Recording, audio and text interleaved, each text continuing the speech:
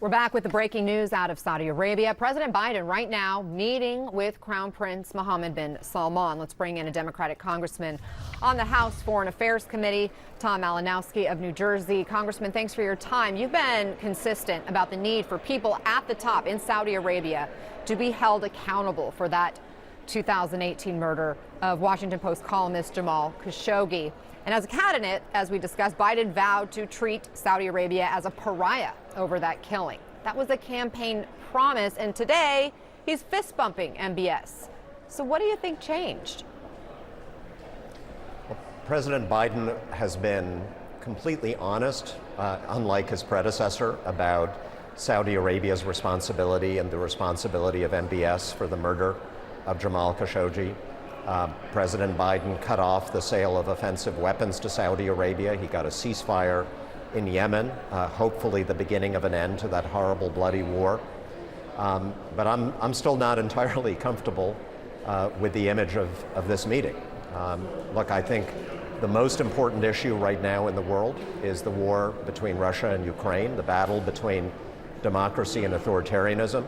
Saudi Arabia has not been acting like our ally in that conflict. In fact, in every important way, they've aligned themselves with Russia by artificially keeping the price of oil high, hurting us, hurting American consumers, and profiting themselves off of this terrible war.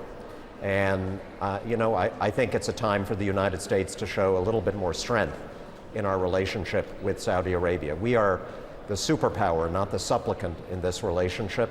And I want to make sure that whatever they're discussing right now, we come out of this with the concessions that Saudi Arabia needs to make to right their relationship with us. Obviously, the optics of that photo of the president fist-bumping MBS, it does send a message that Saudi Arabia likely wants to see out there, that there's sort of a friendly relationship here, that it's all good. And the White House is acknowledging that, yes, this comes with controversy. Yes, the human rights record is not good in Saudi Arabia. Those are issues they do, disagree upon. But the White House argues it's easier to work with the Saudis than without them in the bigger picture globally and for national interest. Do you agree with that?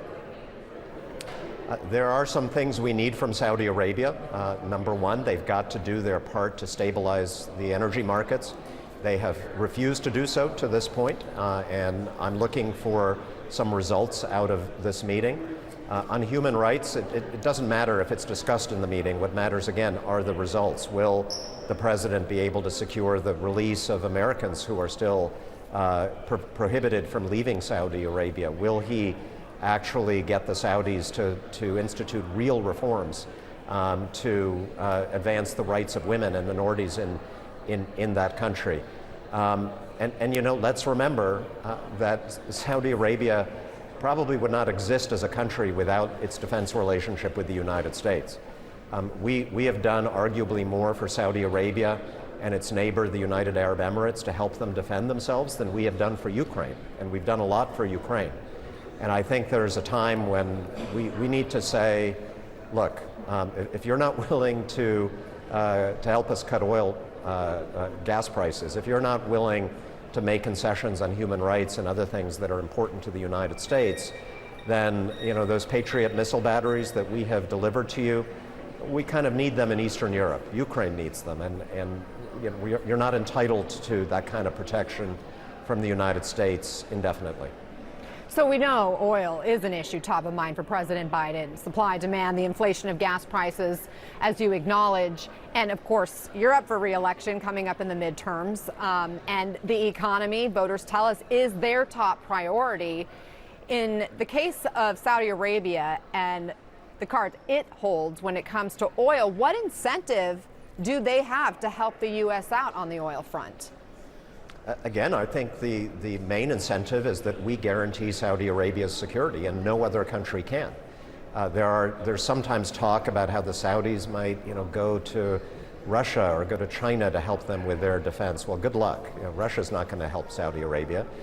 China's not going to patrol the Persian Gulf or have troops deployed to defend Saudi oil fields. Only the United States is going to do that for them. And I think that's a card that we need to play. We should be willing to, look, the key question for me here is, does the United States jump through hoops to repair our relationship with Saudi Arabia? Or should it be on Saudi Arabia to jump through some hoops to repair their relationship with the United States? I think it should be the latter. We have a lot of cards. We should play them. And I hope, in a way, I hope I'm wrong. I hope the president gets these results from this trip. If so, I'll give him full credit. But it has to be about results, not about meetings. Congressman Tom Malinowski, thank you so much for your time. We appreciate it. Thank you.